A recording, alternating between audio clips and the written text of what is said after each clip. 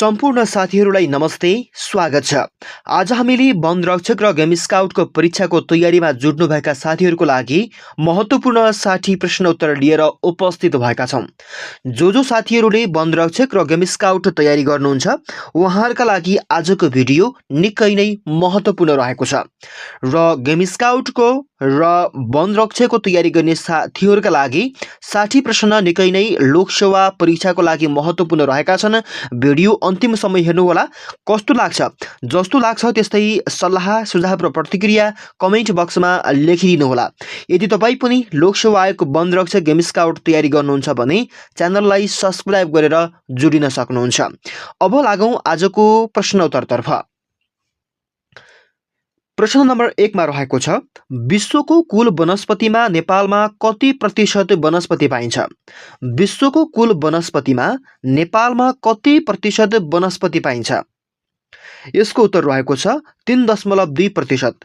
विश्वको कुल वनस्पति मध्ये नेपालमा करिब 3.2% वनस्पति पाइन्छ र वन्यजन्तुको तुलनामा विश्वको तुलनामा नेपालमा 1.1% वन्यजन्तु पाइन्छ। र प्रश्न नम्बर 2 मा रहेको छ, फूल फुल्ने र नफुल्ने गरी नेपालमा कति रैथाने वनस्पति प्रजाति पाइन्छ? फूल फुल्ने र नफुल्ने गरी नेपालमा कति प्रजातिको रैथाने वनस्पति पाइन्छ? यसको सही जवाब रहेको छ 542 प्रजाति फूल फुल्ने र नफुल्ने प्रजाति पाइन्छ, जसमा चाहिँ फूल फुल्ने वनस्पति 293 र फूल नफुल्ने भनेको 249 प्रजाति वनस्पति पाइने गर्छ। प्रश्न नम्बर 3, नेपालमा कति प्रकारको औषधिजन्य वनस्पति पाइन्छ? नेपालमा कति प्रकारको औषधिजन्य वनस्पति पाइन्छ?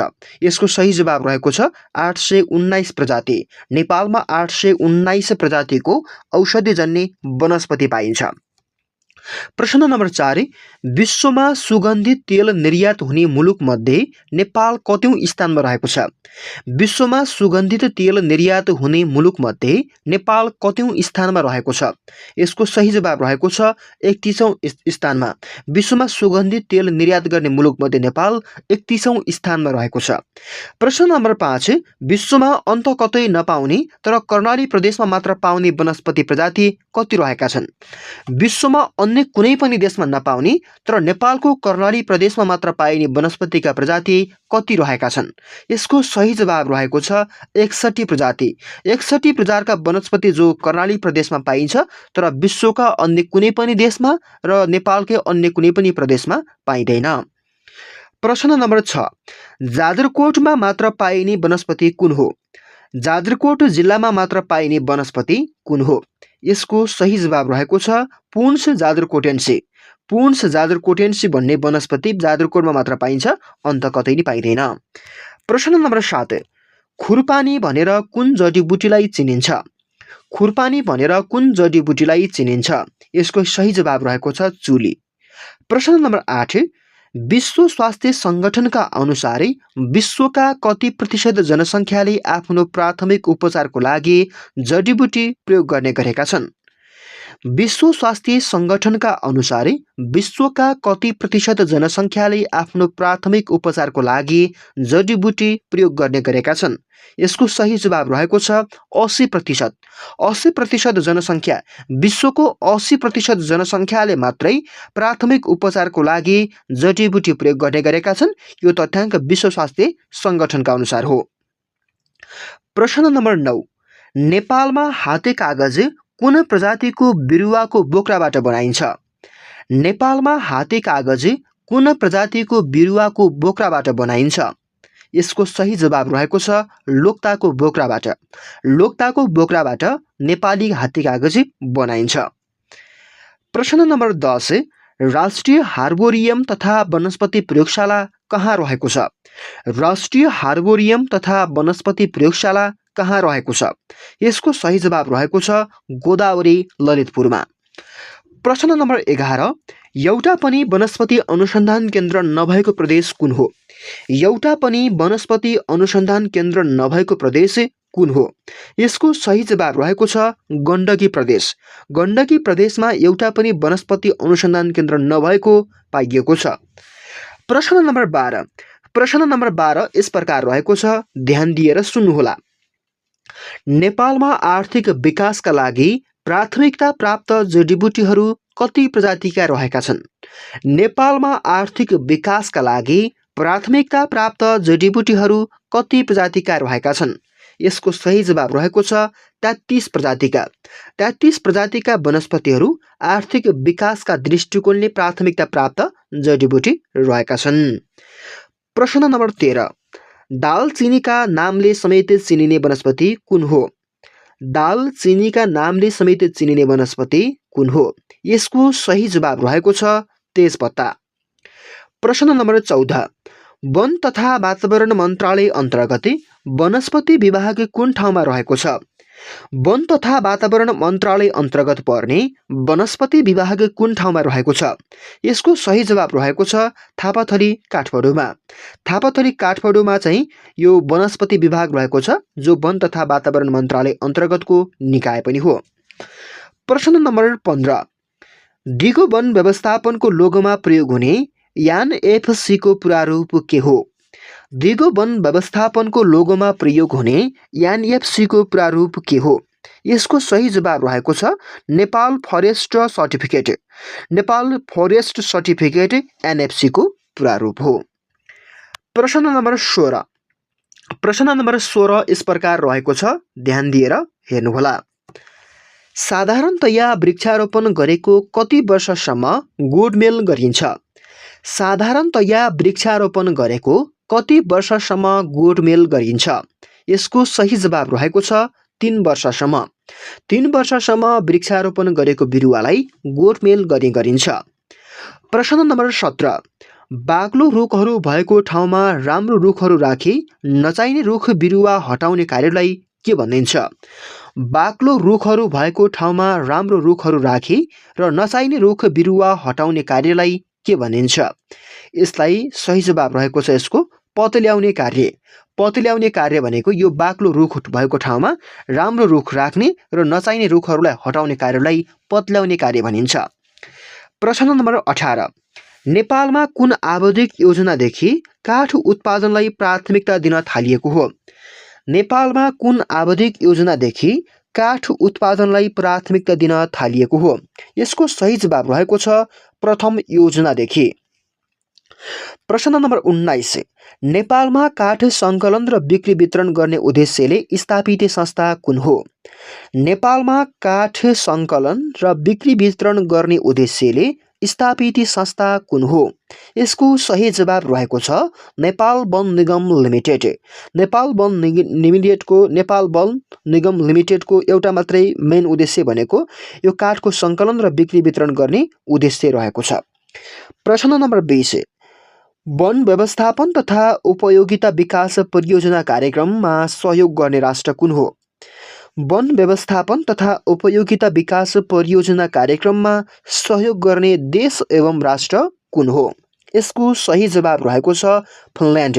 नेपालमा खास गरी फिनल्यान्डले यो वन व्यवस्थापन तथा उपयोगिता विकास परियोजना कार्यक्रममा सहयोग गर्दै आइरहेको छ।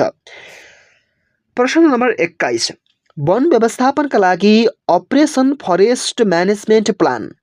वन व्यवस्थापनका लागि अपरेसनल फरेस्ट म्यानेजमेन्ट प्लान ओएफएमपी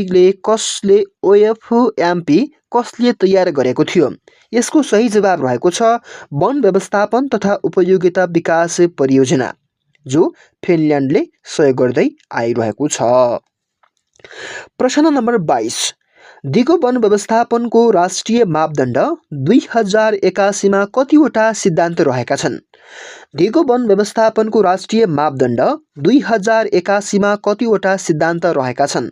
यसको सही जवाब रहेको छ 5 वटा सिद्धान्त रहेका छन्। प्रश्न नम्बर 23, नेपालमा काठको आयतन साधारणतया कुन इकाइमा नापिन्छ? नेपालमा काठको आयतन साधारणतया कुन इकाइमा नापिन्छ?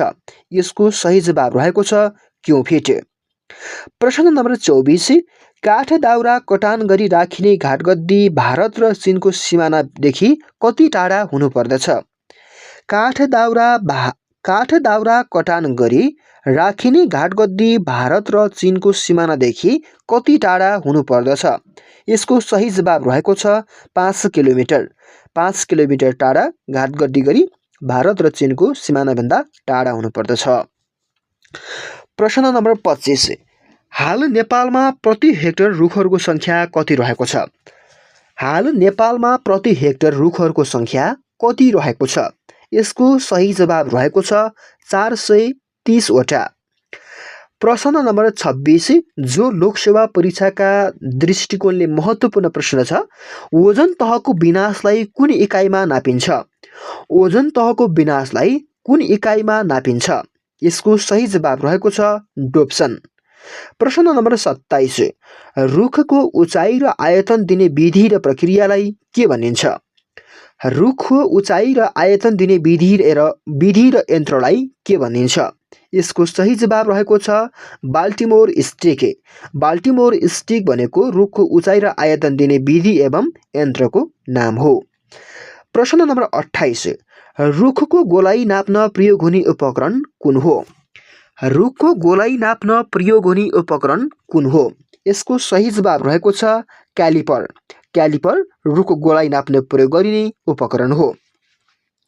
प्रश्न नम्बर 29, वन मापन कार्यमा लोकेसन, अक्षांश, देशान्तर र उचाइ लिनका लागि कुन उपकरण प्रयोग गरिन्छ? वन मापन कार्यमा लोकेसन लिनका लागि कुन उपकरण प्रयोग गरिन्छ? यसको सही जवाब रहेको छ GPS। GPS खास गरी वन मापन कार्यमा यो लोकेसन अर्थात् अक्षांश, देशान्तर र उचाइ मापनका लागि प्रयोग गरिने उपकरण हो। प्रश्न नम्बर 30, वन पैदावार चेकपोस्टमा जाँच गराउने कार्यलाई के भनिन्छ? वन पैदावार चेकपोस्टमा जाँच गराउने कार्यलाई के भनिन्छ? यसको सही जवाब रहेको छ दरपिट। दरपिट है, फेरि दरपिट भन्न लाग्नुभयो भने दरपिटको कानुनी अर्थ हुन्छ र यो दरपिटको चाहिँ यो खास गरी वन पैदावार चेकपोस्टमा जाँच गराउने कार्यलाई बुझिन्छ। दरपिट भन्यो भने फेरि यो कानुनी प्रश्न हो, जो यो अदालतमा निवेदन प्रतिवेदन मुद्दाहरूको खास गरी निष्क्रिय पार्ने, यो मुद्दा दर्ता गर्न योग्य छैन भनेर यो अस्वीकृत गर्ने कार्यलाई बुझिन्छ। दरपिट भनेको फेरि त्यसरी बुझ्नु होला, यो दरपिट र दरपिठमा अलि फरक छ। प्रश्न नम्बर 31, वन पेशी लिएको कति दिनभित्र कटान मुछानको काम सुरु गर्नु पर्दछ? वन पेशी लिएको कति दिनभित्र कटान मुछानको काम गर्नु पर्दछ? यसको सही जवाब रहेको छ 7 दिनभित्र अर्थात् 1 हप्ताभित्र। प्रश्न नम्बर 32, प्रश्न नम्बर 32 यस प्रकार रहेको छ, ध्यान दिएर सुन्नुहोला। वन क्षेत्रभित्र घाटगद्दी क्षेत्र तोक्नुको विकल्प नभएमा डिभिजनल वन अधिकृतले कसको पूर्व स्वीकृति लिई तोक्न सक्ने व्यवस्था रहेको छ? वन क्षेत्रभित्र घाटगद्दी क्षेत्र तोक्नुपर्ने विकल्प नभएमा डिभिजनल वन अधिकृतले कसको पूर्व स्वीकृति लिई तोक्न सक्ने व्यवस्था रहेको छ? यसको सही जवाब प्रदेश वन नियन्त्रकबाट।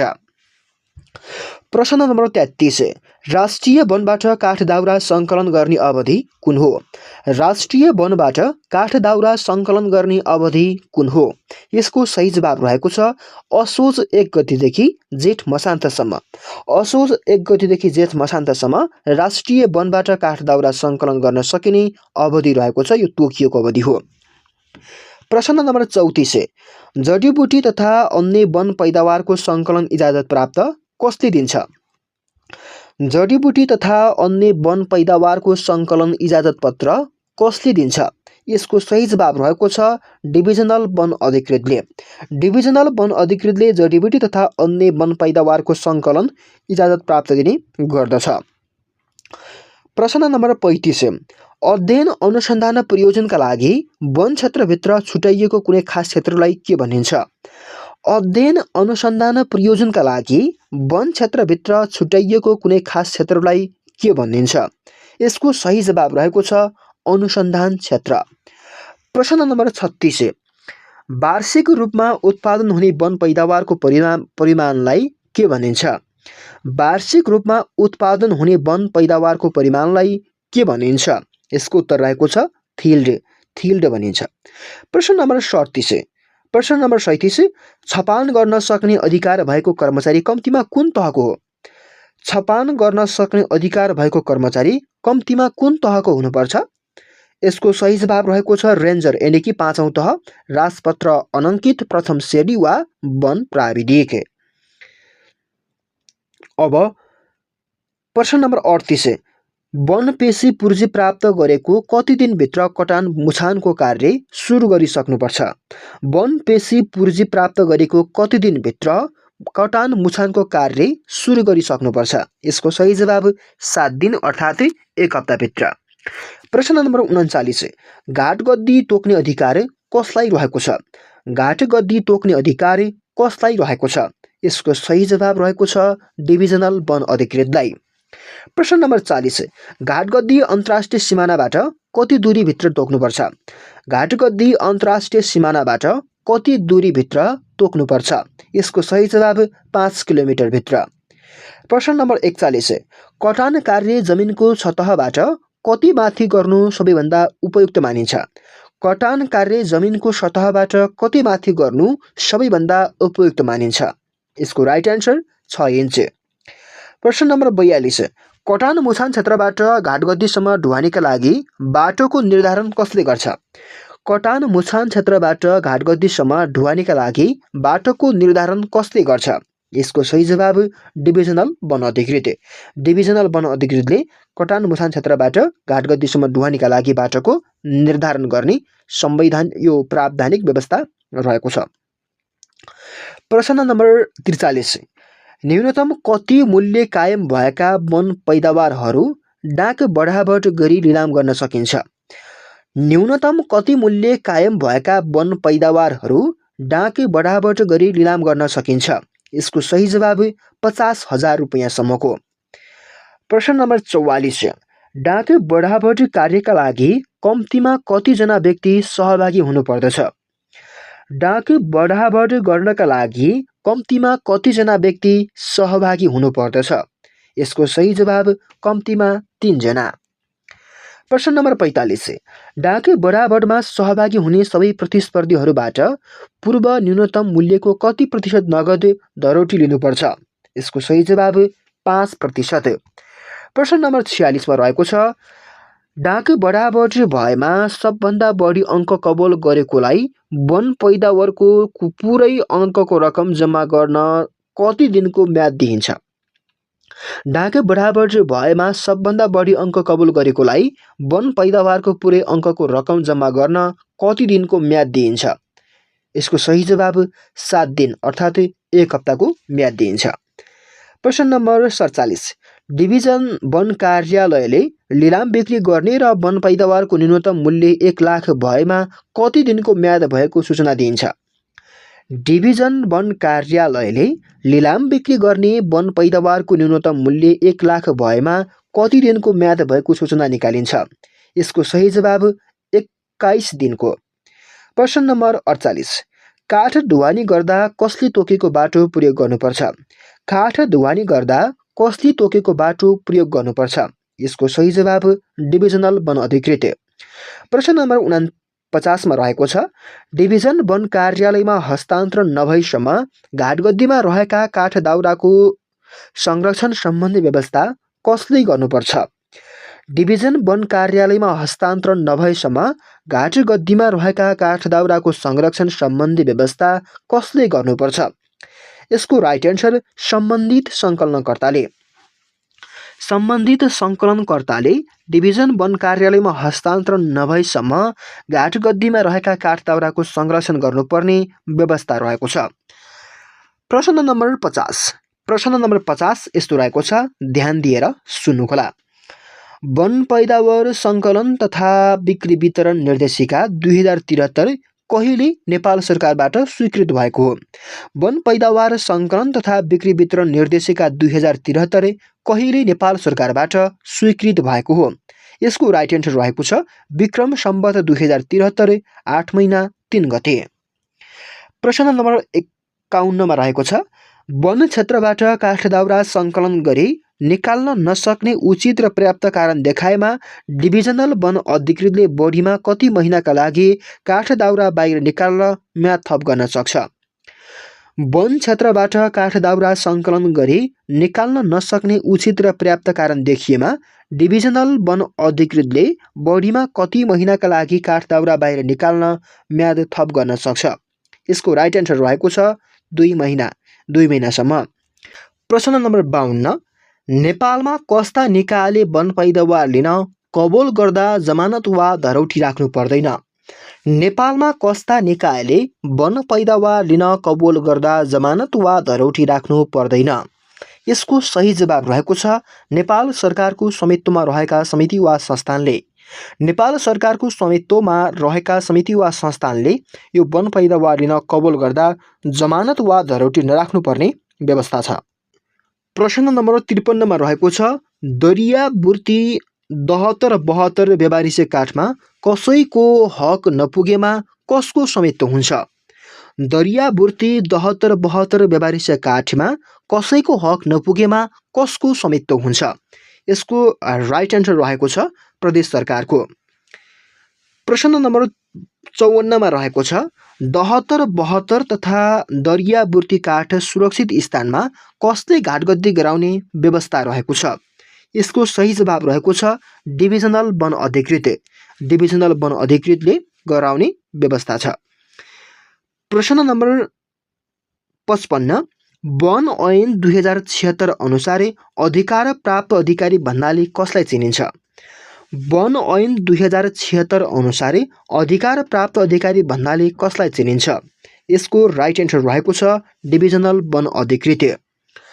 प्रश्न नम्बर 56 मा रहेको छ डिभिजनल वन अधिकृतले